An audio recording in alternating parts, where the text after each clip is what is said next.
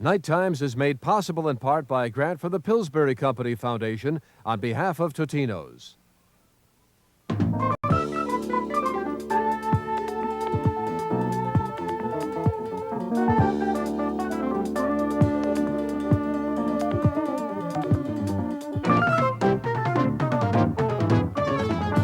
Live from the Twin Cities, Night Times with Gary Gilson.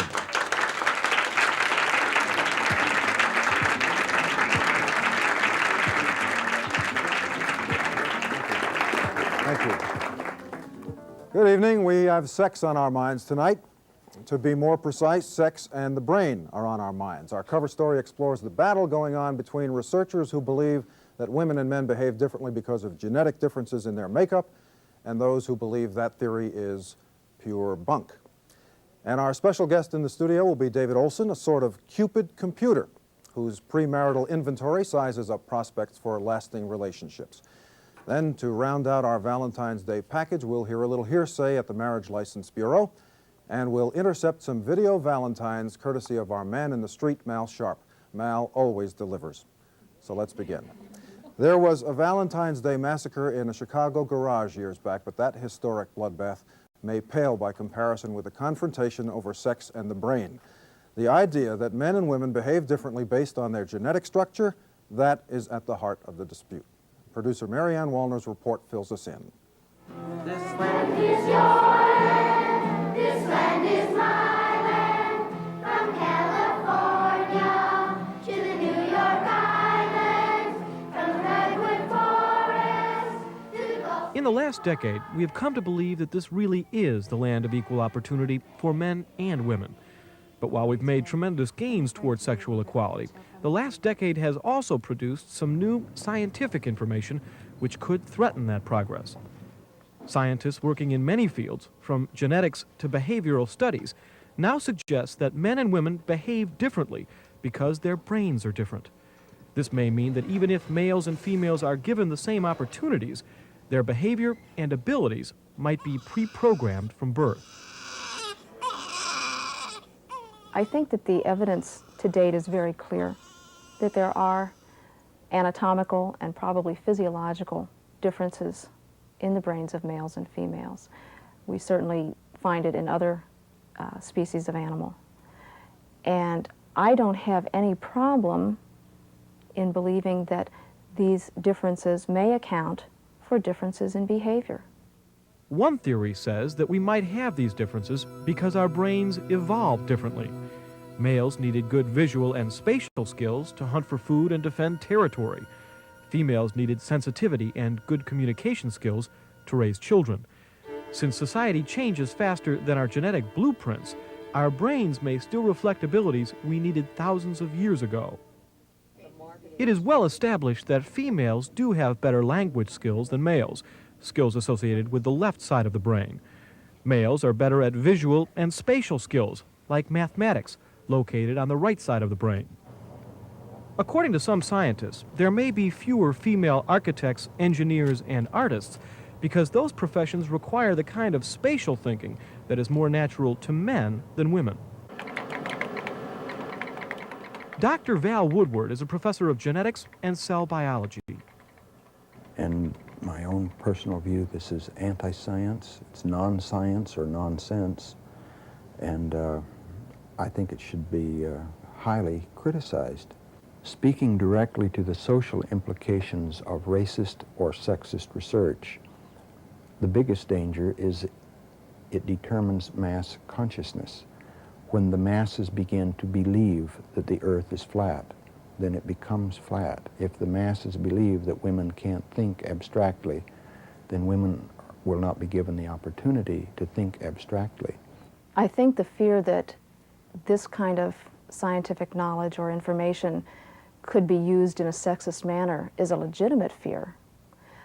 But my feeling personally is that if we don't uncover this kind of information and study it and analyze it, then we cannot address any problems that might arise from these differences.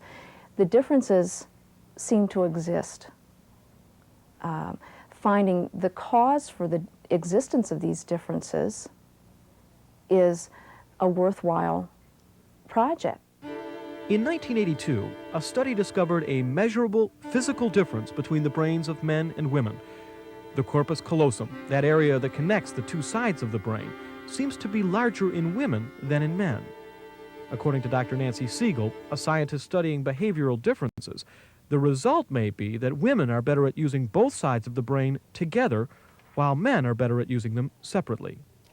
Females tend to be better at tasks that allow integration of the different verbal and spatial skills. For example, females would tend to be good at facial recognition and perhaps making assessments about people on the basis of verbal cues and bodily gestures. This might be what people commonly think of as female intuition. Males, on the other hand, tend to be better at doing two activities at the same time. For example, males would be good at driving and talking at the same time, and males would be good at using a drill press and talking at the same time. Another group of scientists at the Wisconsin Regional Primate Center has found that hormones also affect how the brain works. Female monkeys treated with male hormones act more like males than females. This has led scientists to explore how hormones work in the human brain. They are already linking testosterone, a male hormone, to both aggressive behavior and superior math ability in boys. In this society, it has been traditional for women to type, to nurse, to mother. It has been traditional for men to do mathematics and physics and lead countries and armies. The socialization that happens to an individual within a society with sex divisions of labor of that sort is unmeasurable. We don't know anything about it. And until we do, let's not start talking about brain differences between men and women.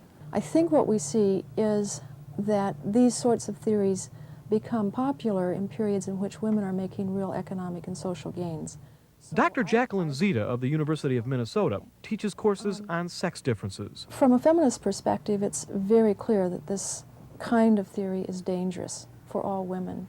And the reason for that is that if there is some biological basis for sexual inequality, if it's innate, if it's causally determined, there's nothing we can do about it. One danger is that we're liable to see differential gender tracking in the educational system, which means that males would be given skills that would not be accessible to females. And the kind of skills that they would be taught would be skills that would give them a higher marketability eventually. So the tracking system itself would work against the efforts of women to achieve some kind of social and economic equality in this society. I think that I would seriously not use the evidence from the sex differences literature to structure my classrooms any differently than what we have today. For example, I think that all kinds of opportunities should be available to all children with the awareness that these are just average tendencies we're talking about, that certain individuals, certain boys and girls are going to differ from what's typical for their sex, and they should be given every right to exercise these interests. I think it's very interesting that when people talk about a brave new world and the thought of armies of clones who have been programmed to do certain things or to have certain beliefs, people are very negative about this. They become frightened and say, oh no, we don't want that kind of world. And yet, when someone dares to suggest that we are not all the same, people also take offense. I don't want to be like everyone else. I'm an individual. I'm different from you. I'm different from everyone else, and I like it that way. There are many people in the world of science who like science the way it used to be. There was a study many years ago about the cranial index of criminality. A professor at Harvard University determined through his research that certain people were predisposed toward criminality if their craniums measured according to certain standards that he developed. That may be seen as biology leading to your destiny, and that is at the core of what this discussion is about.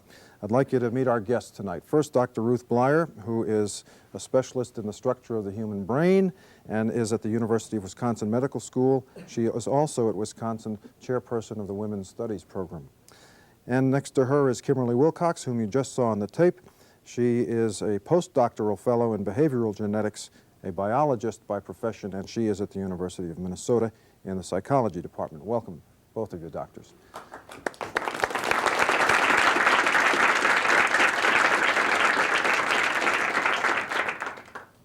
Dr. Bleier, one of the things that I read in preparing for this program was that some people who do not favor the new scientific research on the biological source of differences in behavior between men and women was that you should not be looking into these kinds of things.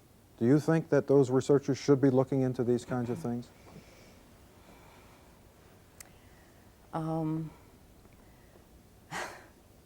That's a difficult question to answer. I mean, whether people should. I think that there's a reason why people are doing it, and it's the reason why people do it. I think the search for knowledge is always an important pursuit. I mean, that's what you know, most of us who are scientists and scholars do. But I think that people have to be aware of what it is they're doing when they're looking at what they call sex differences, because I think that, as a matter of fact, the issue was biased from the beginning by calling them sex differences, because I think they aren't sex differences. And I think that we have built on this myth of sex differences a structure which gets a lot of social support because, or for a number of reasons, which I could which I could go into. Give us a couple of reasons. Okay. Well, will I have a chance to comment on that too at some point? Okay. Well, I think one thing that people who, well, even most scientists don't appreciate this fact, and I think certainly most people who aren't scientists see science as truly objective, value-free, and neutral. And forgetting that scientists are human beings, like all of us, who have sets of values and beliefs, and it's impossible to separate those values and the beliefs from what they do, from what they hope will be true in their research. And this is particularly true when the research deals with explosive issues like personal relationships or like sex differences. And what has usually happened historically is that at times of social unrest, these issues of biologically based differences between groups of people, whether it's whites or blacks, we had the whole explosion of the question of race and IQ during the 60s. And I think that it's absolutely no coincidence that this whole excitement about sex differences comes during the period of the women's movement, because sociobiologists directly address all of the issues that are of importance to women in the women's movement, as a matter of fact, to all women. Dr. Wilcox, how would you respond to that, and what can those researchers whose work you're aware of do to continue their search for the truth in the face of that kind of political concern? I really don't think there's any way that you can answer a charge that your research is always going to be biased by your own feelings or your own viewpoints and so forth. Certainly there is some of that. You may go into a research problem hoping that you'll find a certain outcome.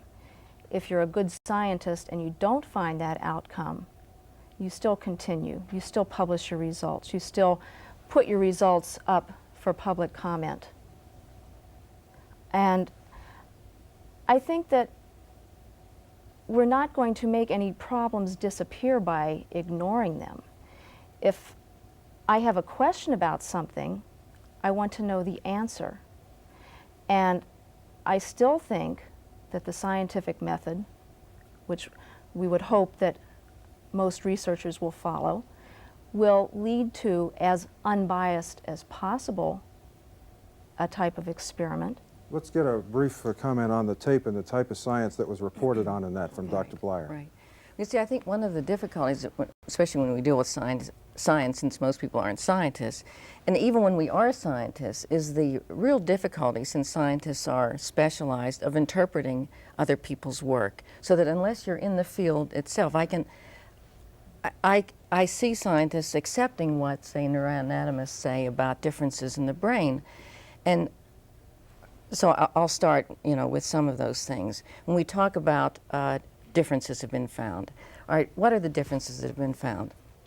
Oh, and what I want to say, though, is what scientists will do when they have a belief which they would like their science to be bearing out, is that the scientific method is not an absolute way to the truth, that people can manipulate, scientists manipulate the scientific method by the nature of the questions that they ask. They ask certain questions and not other questions, like why are all males aggressive? That's a very different question from asking, are males of all species aggressive? You get very different answers when you pursue those two questions.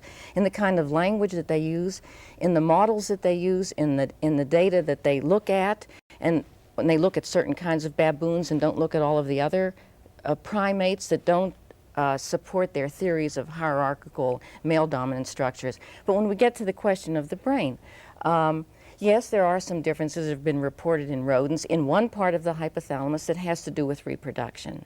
There have been some differences reported in the cortex of the rat. In one part of the cortex of the rat seems to be larger on the right side than on the left side in male rats.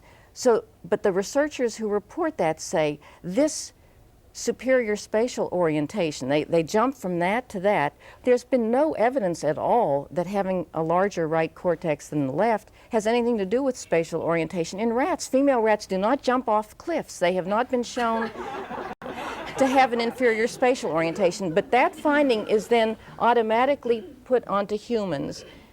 And Okay, right. we see how that may work. Can I make a comment well, about that? Let's get to the audience. Okay, You can great. weave your comments and answers into them. Who wants to start here? Yes. Well, I'll start, and I'm certainly in sympathy with what you just said. I think the danger of such research is also, as you say, in the way you define the question. The questions are, how are men and women different? What are the sources of their differences? Dorothy Sayers said, why do we talk about women and men as the opposite sex? Why not the neighboring sexes? Because women and men are both human beings. Yes. I think this question of how to do science, how to do research, has not been really addressed in this particular issue. Number one, if we take men and women as they exist within any given society and we see differences, we can do one of two things. We can, with one ideology, look for biological differences between them, and we'll find it. We can, with another ideology, look at environmental differences, and we'll find it. Now, if you find evidence that your mother is good, somebody else can find evidence that your mother isn't. That isn't science. We do know one thing already about men and women. They both do better in different environments, and there's no way to know the genetic potential or limits of anyone until we test them in all possible environments, and we now know that we can do better in this one than that one. We can learn better here than there. So the ideology tells us either to work on the environments and change them, or to continue to find biological differences as to why we behave that way. I think those are very, very different approaches. I have a question about the focus on male, female as complete separate differences there. There has been some research on within-sex differences, and I wonder why there isn't equal focus on that. For instance, why is it that a certain percentage of women are excellent in math, a certain percentage of men have nurturing skills, this type of thing? I think that is an extremely important point. What we are talking about here are average differences. We aren't saying that men are here and women are here and there the twain shall meet. We're talking about an immense degree of overlap. Most of the people in one group or another are in this middle category. And I think that that's an issue that is not very often mentioned when this comes up, because it's not as sensational as saying, well, men are better at spatial abilities and women are better at communication. What they forget is that, yes, there are many women who are excellent at doing spatial tasks, and there are many men who are very good at verbal abilities. And I just think that that's something that we need to keep in mind during all of this.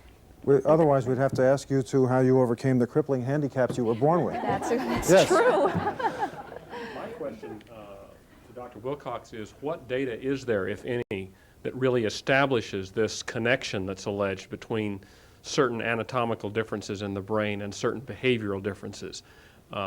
We've heard observed behaviors cited, and we've heard supposedly observed differences in anatomy, but no real evidence about what the connection is. I agree, and I don't think that's been established at this point. I think there has been a huge jump that's been made, and I don't think it's necessarily been made by the scientists doing the research. The scientists are saying, gee, there's a phenomenon here, isn't that interesting? I believe that there is such a connection. That's what you said. No, in the I said paper I earlier find tonight. no difficulty in believing. I find no difficulty in believing. You have no difficulty in believing that. Well, I think you're misinterpreting what I said. Yes. I'd like to address the point made by that gentleman over there who was interested in uncovering anatomical differences. There have, in fact, been some studies done, and they do find that cell growth is greater on the right hemisphere of the male children at younger ages and larger on the left hemisphere of females, which is associated with the earlier development and precocity of female verbal skills and male spatial skills. I did have a question for Dr. Blyer. I'm sorry? Do you have any evidence for that? Published papers that I've studied. Dr. Blyer, let her respond to that. Evidence for your assertion that, first of all, that there is this difference in the growth rates, and then second, that it's connected. But there have been published papers that have reported this. Is it connected with these abilities? How? Let I don't me know say- a neurophysiologist that would claim that they can connect any kind of cellular activity in the human brain with some kind of behavior or skills. Let me just say this. I don't think that one case or one study is going to make or break it for the biological basis of sex differences. But what does impress me is the sheer accumulation of findings that do support this. Findings that have been based upon different population groups, different ages, and done in different cultures. Let's get a response from Dr. Blyer. This is really not the case. This is what I think does happen, is that you accumulate a lot of non-significant findings. The finding of the difference in the size has been done in the rat, finding this difference on by one laboratory, Diamond and her workers, of finding a larger part here on the right than on the left, and the left on the right.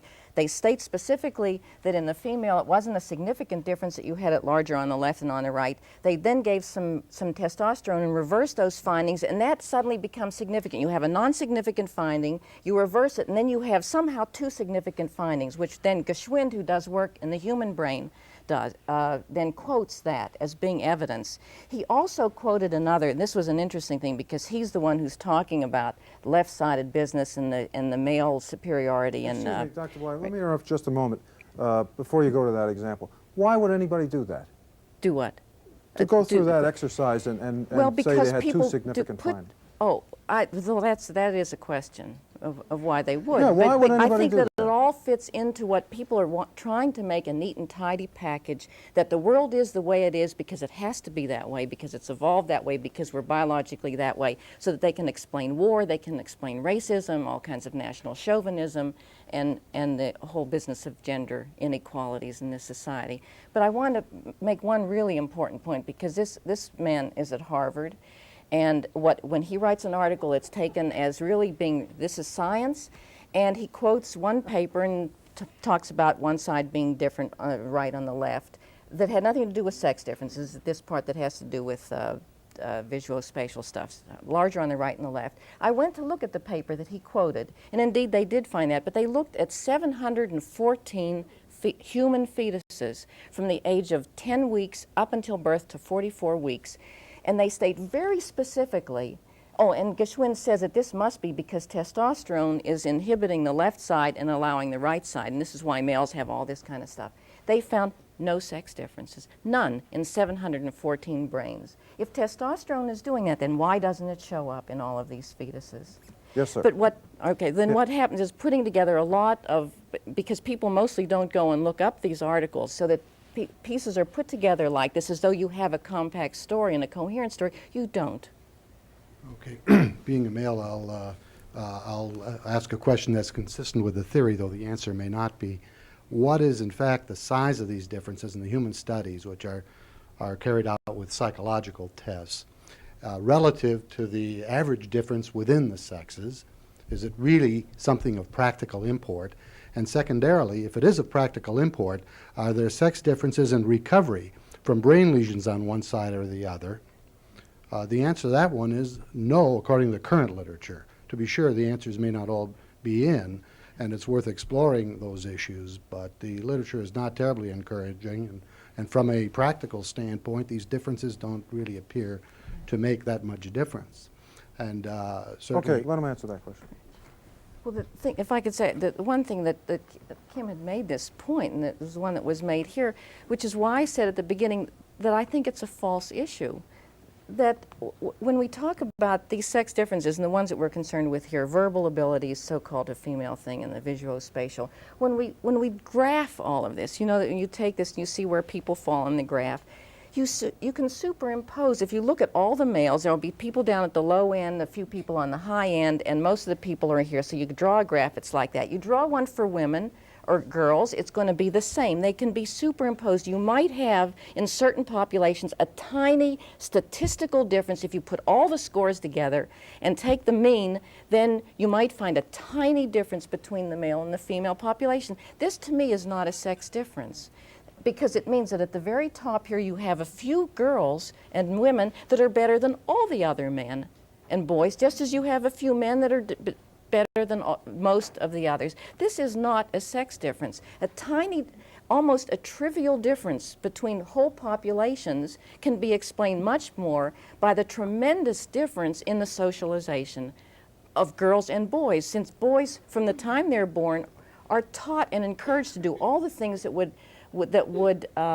develop visuospatial abilities like ball and bat kinds of anything that has something in space with respect to your body is what boys are taught and encouraged to do, and girls are discouraged from doing. We're talking here about United States studies. St. Paul paper had an article, and they were talking about a study in Malaysia, mathematical skills came out even. Right. So is it nature or is it nurture? And it does in this country too. If you take the right populations, girls and boys Right. that have had the same kind of education have exactly the same scores in math and visuospatial abilities. I have a complaint to make about the way the program is structured. I'm a sociologist at the University of Minnesota, and I don't think most people really care so much whether there's a difference between the genders in terms of their genetic endowments. It's what the payoff is 20 or 30 or 40 years later. To focus the issue on sort of is it genetic or is it other things is really a rather misleading way to approach the problem, because most people I know feel that the real problem is the mixture of the different factors that have an impact and the interaction effects. And I think it's misleading to present scientists as sort of at each other's throats trying to support one position or the other, when I think most of the people I know are really trying to separate the interaction effects. So what do you think? Yes, go ahead. And I'd like to say something about this. I think it's misleading, furthermore, to present data such as Dr. Wilcox has as if it were important science. I'm a scientist, a biochemist. If I had that small preliminary amount of data, no one would care. I'd be laughed off the stage. I couldn't publish it anywhere. My question is, why have you presented this as something new and important? It's not new. This is really old baloney and new casings. These ideas have been around for a long time. I heard them the first time I went to get my job. That happened at the Second World War, whenever they put women into the workforce and then took women out of the workforce. This is not a new idea, and the findings are minuscule. I'm not pretending to present new findings. I am simply saying that I think that it certainly is possible that if there are biological differences in the brain between the sexes, that these could contribute to behavioral differences. I'm not saying that they do. I'm saying that I have no trouble in accepting that that might be possible. And I also feel that this is not something new. And the thing that really rather irritates me is someone saying this is sexist science. Science isn't sexist. Some scientists may be sexist, But as far as I'm concerned, sexism has been rolling along just fine all these years without any scientific support. Dr. Bleier, suppose for a moment that the differences between men and women were genetically based, what difference would that make in the way the world goes on and does its business in the next 100 years? Understanding that and formulating public policy, or people trying to understand each other, husband and wife, whatever. Well, I see. It's actually impossible, believing what I do about the brain, to accept, even if we were going to talk about genetic differences, to feel that they are significant. They should not make any difference at all. But in public policy, I mean, I think from an idealistic point of view that everybody, whether we're on the issue of gender, race, or anything else, that all people or class have the opportunity to develop to the best of our abilities. But the one thing that I want to say about, even if we're going to talk about genetic differences, is the fact that the thing about the human brain that is remarkable is that when we're born, and this is what really makes us specifically human and has given us, the kind of culture that we have, is that the human brain at birth doubles in size by the end of the first year of life and doubles again by the fourth year of life, so that it increases fourfold. And what this means is that the nerve cells are growing in interaction with the environment. And as a matter of fact, normal brain growth and normal growth and development, structurally and functionally, of nerve cells depends upon input from the environment. So that you can't separate. That's why, this is the second reason why it's a false issue, that there is no way to separate biology from learning, genes from environment, that the genes from the time of conception are in interaction with the environment within the cell in the body, and the brain itself, which is the organ of behavior, develops normally only in interaction with visual, auditory, and the rest of the input. Thank you all.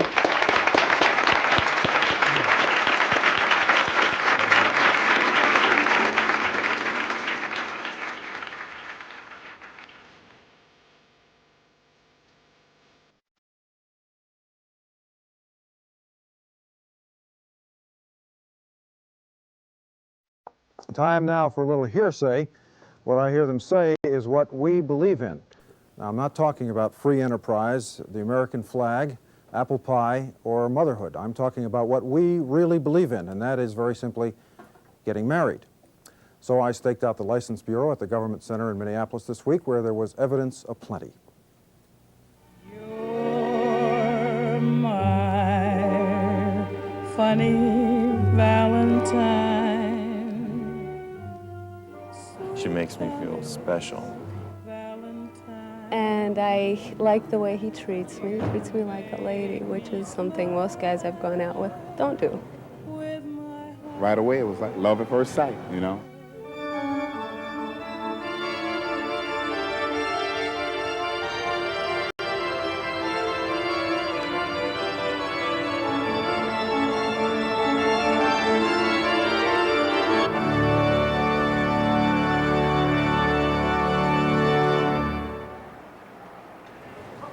Anything that you've been able to observe in general about people who come here for marriage licenses? That they really freak out when they find out about the price. Which is? $40 cash, no checks. And a lot of times they come with checks, but we can't accept checks. And there's a lot of big age differences between people nowadays. Oh, yeah? Like older women with younger men. That shock you a little bit, Renee? Well, no, because I think I would do it that way myself now. Is that right? Yeah, I've been married 25 years, so I wouldn't start in all over again. But if I did it, I think it's a great idea. What does it have to recommend it? I don't think I want to put it on TV. Just tell me, when are you getting married? We're getting married on Valentine's Day, February 14th, and we decided on that date because we wanted to have a double wedding with Greg and Jenny and all my children. Where are you getting married? We're getting married at my mother's house, probably. Will the television set be on so that you and Vicki and Greg and Jenny can go down the road all together? Definitely. Yes, that's the way we had it planned. What does that mean to you? What does that mean to us? Well, it's just special. It's special for us that they picked the same day that we did. And have you let them know? No, we haven't. I wouldn't know how to get a hold of them. But we will. We'll be there the same time they are. Now, hopefully they get married now. If at the last minute someone walks out, we don't know what we're going to do. You mean that could happen in a soap opera? Oh yes. They don't tell us ahead of time that they're really getting married. They just set the date February 14th, so we'll have to see. Just picture for us who won't be there that moment when you're about to take the vows and they are, and the television set is on. What's going to be happening at that very moment? Well, set the scene for us. Well, if something happens to go wrong with their wedding, we'll just have to turn the sound down and go on ahead with our own. Yeah. Because, we've been waiting. We're not going to follow the soap that closely. 53. How old are you now? 16. And you, James? 19. You're 19? Yeah. Did you have to get permission to get married? Yeah. I think, you know, the young marriages today, the first argument they have, they think this is it. But it takes a lot of work and a lot of patience, a lot of understanding, and then you'll get to where I'm at. Raise your right hand. Do you swear or affirm the information given true and correct to the best of your knowledge? Yes, sir. Sign your name as it is right now. What do you have in your hand there? Got some free samples that I received for applying for a marriage license. Did you have any idea you were going to get anything bestowed upon you when you came here? Actually, I did. A girlfriend of mine got married a year ago, and she said, be sure to ask for your free gift package. What's in there? I don't know. Open it up and see. Well, let's see, we've got a bottle of Joy, a bottle of Scope, and a box of Tide. Obviously the 3 secret ingredients to a happy marriage. Well, I doubt that. What kind of a book is that? Romance. When are you getting married? Well, we were planning on getting married on the 14th, on Valentine's Day. Yeah. Where? Well, we're undecided about that. Since this is a quick arrangement, we're trying to get it done because Valentine's Day is also her birthday, my wife's birthday. Wow. Yeah. The bonanza. Yeah, well, then it's her mother's birthday also. It's just getting better every minute. Yeah, so we're trying to get it all done in one day so we celebrate, we celebrated all the one-time birthdays and plus anniversary. What is the story that you two have to tell the world? What's your love story? The love story is I've been waiting on this lady all my life, and I finally found her. I just recently moved to Minnesota. From? From Detroit, from the Detroit area. And when I moved here, I met her, and I knew right away that I wanted her. So, do you have any advice for people who come through this line? Yes, but we're not advice givers here. Oh, well, but To you, I would say, just because you have an argument, you don't have to get a divorce the first week afterwards. Work it out. Work it out. When it comes to getting married, like everything else in this life, there are no guarantees. But one fellow decided it was time to try to give couples an edge on the future by pulling back the blinds. He developed a premarital compatibility test. 3 years ago, it seemed like a pretty crazy idea, so producer Bill Hanley went to check it out.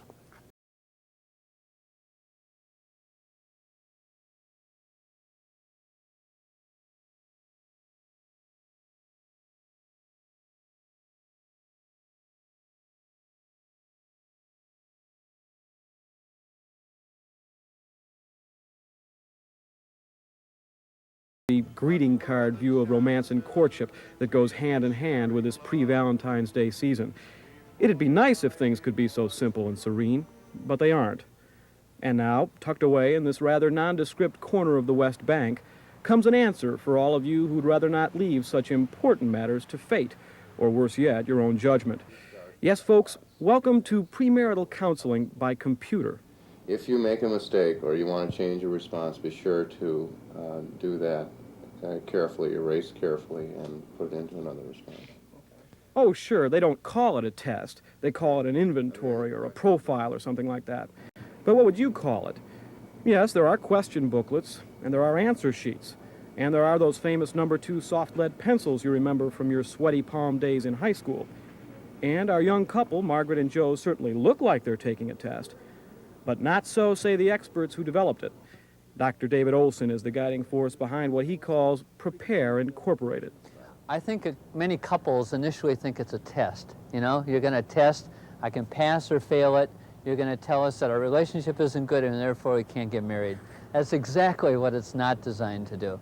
It's designed to help the couple become more aware of their strengths and the areas that they might need to work on.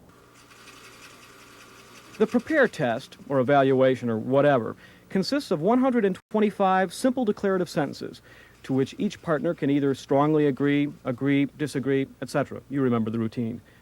The answers aren't tough, but they do make you stop and think. There are times when I'm bothered by my partner's jealousy. Sometimes I wish my partner was more careful in spending money. Most problems experienced between my partner and I will be simply resolved by the passage of time. Once the responses are all in, that's when the fun really begins. The computer takes over.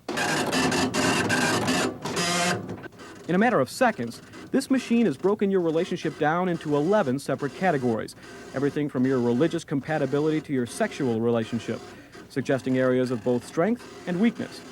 And it's that information which is used as the basis for further counseling. Prepare indicates that is a strength for you in your relationship, that you tend to look at marriage as a very positive thing, as a very positive choice for the two of you. Couples like Margaret and Joe obviously look to the Prepare program for confirmation of the strengths in their relationship. But how do they feel about the possibility of getting bad news? Well, I was really leery. If he would have told me that, you know, if that's what it would have indicated, I would have probably taken it again and again and again to make sure, because I questioned how valid it was when I took it. If it would have come back totally negative or something, I'm sure we would have sat down and talked about it and said, you know, maybe we should reevaluate the situation. Maybe we should talk to somebody, you know, and get on a professional basis and get their opinions. Considering Prepare's success, it's now used all across the U.S. and in several foreign countries. There is little doubt that it can be a help to couples like Joe and Margaret considering marriage. But listen to this. According to early studies, fully 10% of the couples who take Prepare end up not getting married. Don't you feel kind of like a spoil sport? Well, I would rather see them decide not to get married than to go on and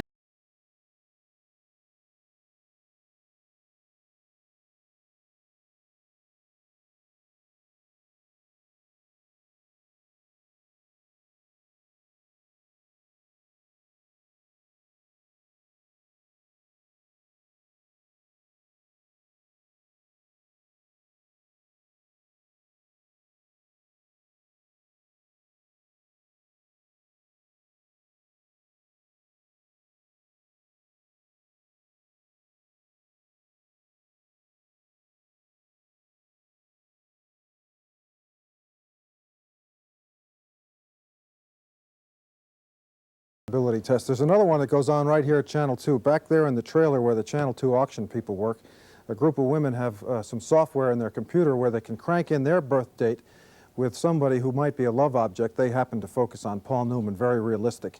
And they come up with compatibility ratings, and 60% is very high, they say. Well, I don't think any of them have made it with Paul Newman in the percentage category yet. But I gave them the birthday to somebody I was interested in and my birth date, and it came out 87% compatible, and I think it was wonderful. Very realistic. Sophia Loren. Now we'll get back to pure science. Here, as our guest, is David Olson, who is a licensed psychologist and a member of the Department of Family Social Science at the University of Minnesota, whom you just saw on the tape. Welcome, David Olson.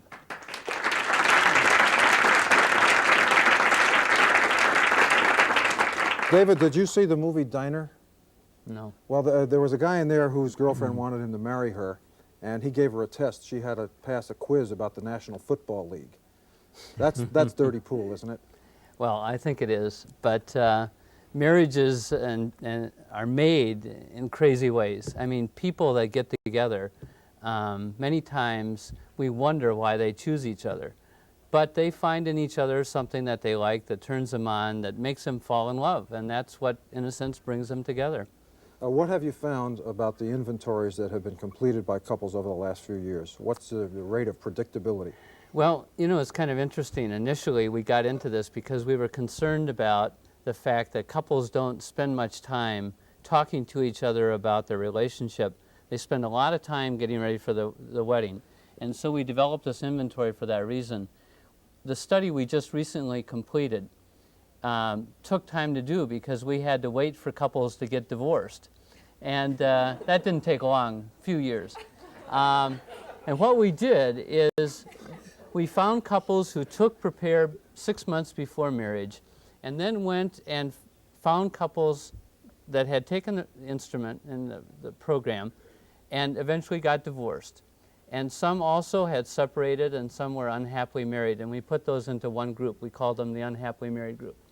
Then we found another group that were happily married. We had a group, and it was interesting in that regard. In finding these people, we asked clergy to identify a couple that is getting along well. We had about 200 of those couples. One of the interesting things was when we asked on a questionnaire whether both were happy, we had to eliminate about 40 to 50% of those couples because either one or both were not happy, even though someone external, the clergy, saw them as happily married. Well, then we have the two groups, happily married, unhappily married. We went back to their original scores and tried to see, based on just what they said before marriage, could we predict what group they would fall into? On the average, we could predict 80% of the time which group they would fall into. We were able to predict 87% of the time for the divorced and unhappily married group, and we were able to predict 76% of the time for the happily married group. I want to see what's on the minds of the people out here and see what kinds of questions they have for you. Who's got a question about predictability in relationships? What it takes to get along? Why don't people want to talk to each other about these things before they get married? Well, I think it's easier not to. If you're getting ready to get married, you have more important things to do, like what am I going to wear? What costume am I going to put on? What kind of food are we going to eat? Where are we going to go for our honeymoon? Oh, wait a second. Isn't there some repression of the possibility of a disaster here? Well, you'd think there would be when we know that the probability is 50% that they're going to get divorced. It's pretty risky business. So there has to be some denial going on for them to be willing to go through it. Yes? I just wanted to comment on the fact that you were telling why people don't spend time talking to each other, and I think partly it is because that when two people are planning to get married and they have so much emotion into this whole affair, they're really afraid of sitting there and figuring out what problems they have because they're afraid that the whole thing might just disappear. I mean, they might decide not to get married, they might lose the person, and they're just afraid of what would follow. And a lot of times I think people don't talk about things because of this. Because of fear, basically. I think that's one of the reasons.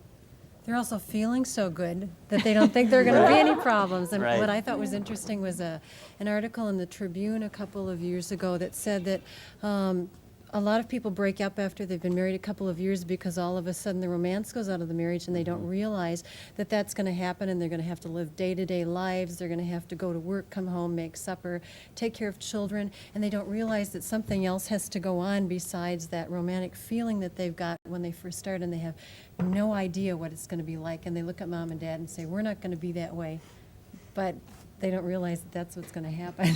Right.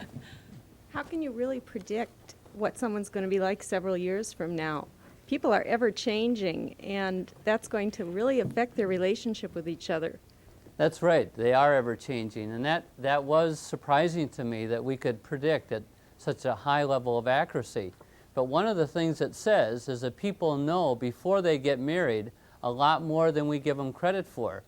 What they're able to say on these questionnaires is very, in fact, predictable. Now, we were looking at extreme groups, which increases our level of predictability, and there is chance and change. But the fact that there is that high relationship says that the couples often know the kinds of issues they're going to have beforehand, but they don't want to talk about it at that point before the wedding. They don't want to disrupt the marriage. When we've looked at couples that have gotten divorced or come for counseling, many times it's the same issues that they were aware of and were dealing with before they got married. These problems don't go away, they often just become magnified in many cases. Problems beforehand, and then they become so great they can't overcome them in the marriage? Yeah, and I think they build. They not only have some problems, but they get new ones. And unless they're really good at dealing and resolving some of these issues, then that's when the problems become too intense. Over here. I'm very glad to hear you say these things, because a few years ago I gave many couples this prepare test prior to my performing a marriage ceremony, and time after time after time it seemed that these people had very, very obvious and very real problems. In fact, most of the time they didn't come up to what you would call the norms of a good relationship, and yet to a marked degree these people did not want to talk about the problems at that point. And that leaves the clergyman in a very, very difficult situation of raising a whole bunch of dust and not being able to settle it. Right. The clergy are really given an immense responsibility. They're, in a sense, made the gatekeepers for who gets married and who doesn't, because the states make it very easy to get both married and divorced. And no one says, you know, you should look at this. If it's such a high-risk situation where 50% fail, shouldn't we have some kind of better preparation? And no one does anything about it. The schools does not provide good premarital education or even education in terms of relationships. Yes.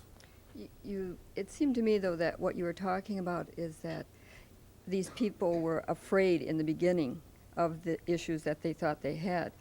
And I wonder if in the testing then you don't almost instill more fear so that they have a self-fulfilling prophecy. Well, you know, we find kind of just the opposite. One of the things is that they are afraid to tell their partner directly how they feel. But what happens is that, and this surprises me, they're more honest on the questionnaire. They're more willing to say how they really feel, and when the computer summary comes back and that's discussed, they say, yeah, I do feel it's hard to talk to you, and in a sense say what they were unable to say without the support of saying it first on the paper and then being in an environment where they could talk about it. David, excuse me, are you married? Yes, I'm married. How did you and your wife do on the test? Quite well. Very well? Quite well. Okay, you're going to make it, huh? I hope so. Great, we do too. Thank you. David Olson.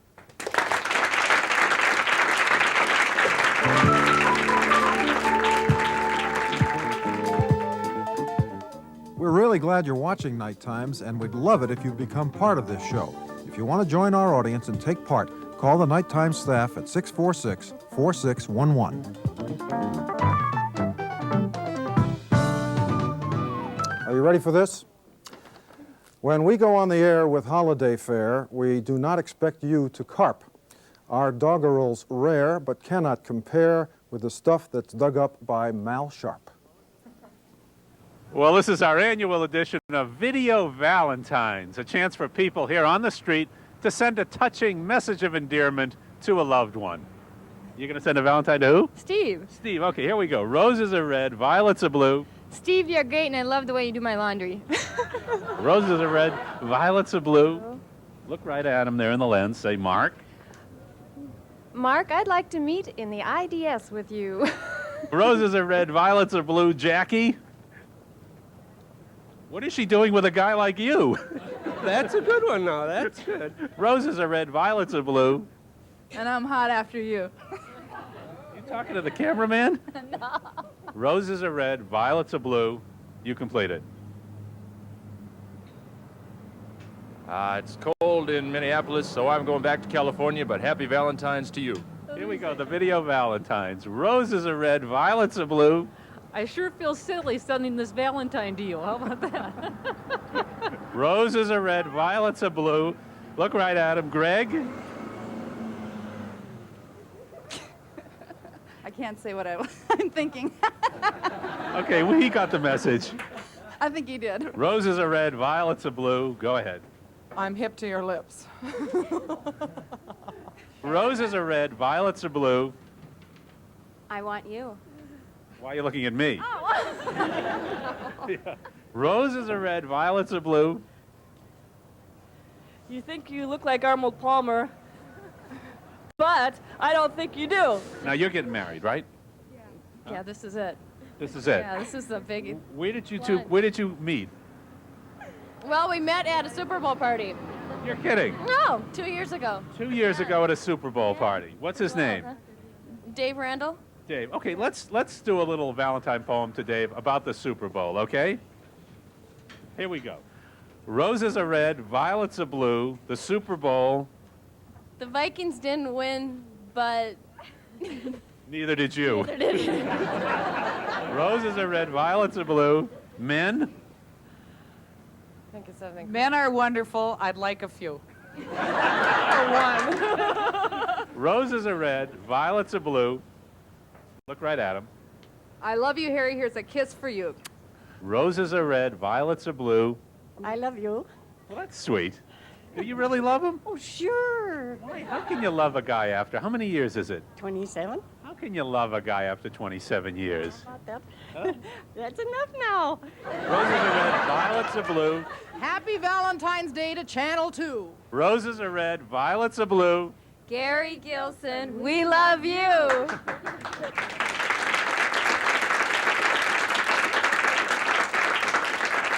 The one thing that I like about Mal Sharp is that he never puts anybody up to anything.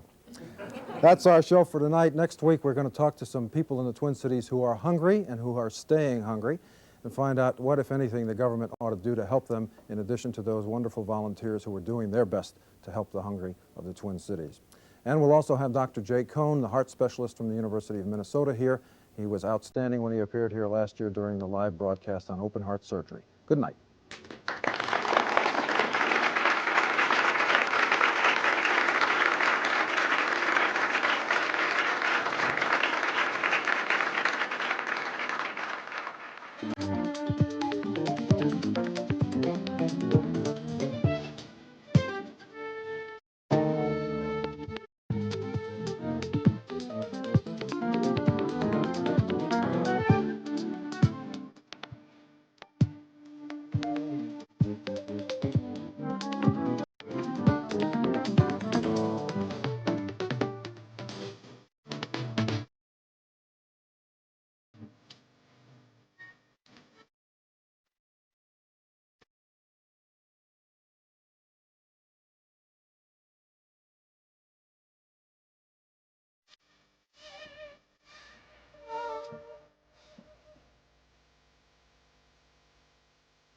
Night Times was made possible in part by a grant from the Pillsbury Company Foundation on behalf of Totino's and is a production of KTCA Channel 2.